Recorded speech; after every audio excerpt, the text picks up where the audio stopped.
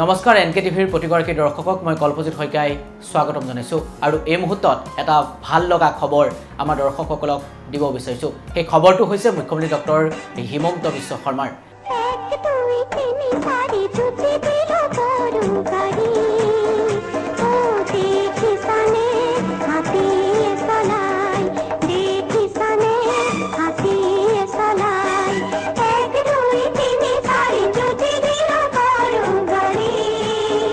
বাল্যকালতে মুখ্যমন্ত্ৰী ডক্টৰ হিমন্ত বিশ্ব শৰ্মাই এটি শিশু চৰিত্ৰত অভিনয় কৰিছিল, সেই কথা হয়তো সকলোৱে অৱগত। সেই ছবিখন হৈছে ককা দেউতা নাতি আৰু হাতী নামৰ এই বোল ছবিখনত, আৰু এই বোল ছবিখনত সেই সৰু ল'ৰাজনেই আছিল মুখ্যমন্ত্ৰী ডক্টৰ হিমন্ত বিশ্ব শৰ্মা। সেই সময়ত সৰু ল'ৰা হৈ থকা সেই মানুহজন আজি অসমৰ মুখ্যমন্ত্ৰী ডক্টৰ হিমন্ত বিশ্ব শৰ্মা।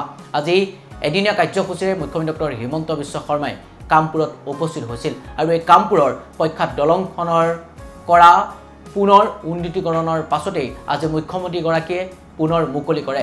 দীৰ্ঘদিন ধৰি এই দলংখন মেৰামতি চলি আছিল আৰু সেই দলংখন আজিৰ দিনটোত পুনৰ মুখ্যমন্ত্ৰী ডক্টৰ হিমন্ত বিশ্ব শৰ্মাই মুকলি কৰে আৰু মুখ্যমন্ত্ৰী ডক্টৰ হিমন্ত বিশ্ব শৰ্মাক কাষত পাই এইদৰেই কামপুৰৰ অজস্ৰ লোকে মুখ্যমন্ত্ৰী ডক্টৰ হিমন্ত বিশ্ব শৰ্মাক আদৰণি জনায়। এই মুহূৰ্তত আমি এনকে টিভিৰ ডিজিটেলৰ দৰ্শকসকলক যিসমূহ দৃশ্যাংশ দেখাইছোঁ সেইসমূহ হৈছে কামপুৰৰ দৃশ্যাংশ।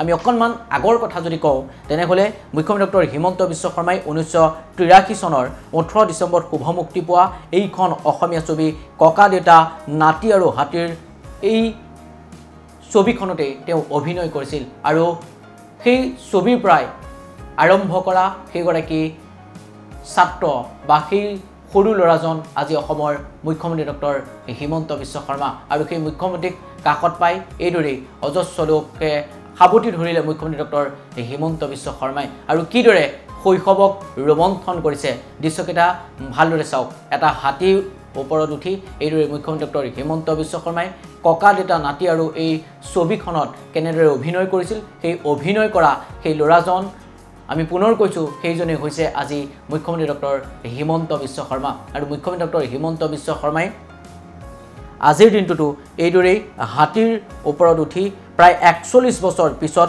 পুৰণি স্মৃতিক সজীৱ কৰি ৰাখিলে কপিলী নৈৰ ওপৰত থকা প্ৰখ্যাত দলংখনত আৰু বোল ছবিখনত দেখা দৃশ্যটিৰ দৰেই পুনৰ এটা হাতীৰ পিঠিত উঠি কপিলী নৈৰ ওপৰৰ প্ৰখ্যাত দলংখন সফৰ কৰিলে মুখ্যমন্ত্ৰী ডক্টৰ হিমন্ত বিশ্ব শৰ্মাই আৰু আজিৰ দিনটোত মুখ্যমন্ত্ৰী ডক্টৰ হিমন্ত বিশ্ব শৰ্মাই কামপুৰত এদিনীয়া কাৰ্যসূচীৰে উপস্থিত হৈছিল আৰু মুখ্যমন্ত্ৰী ডক্টৰ হিমন্ত বিশ্ব শৰ্মাৰ মন্তব্য আছে, আমাৰ দৰ্শকসকলক মন্তব্য শুনাই ল'ব বিচাৰিছোঁ।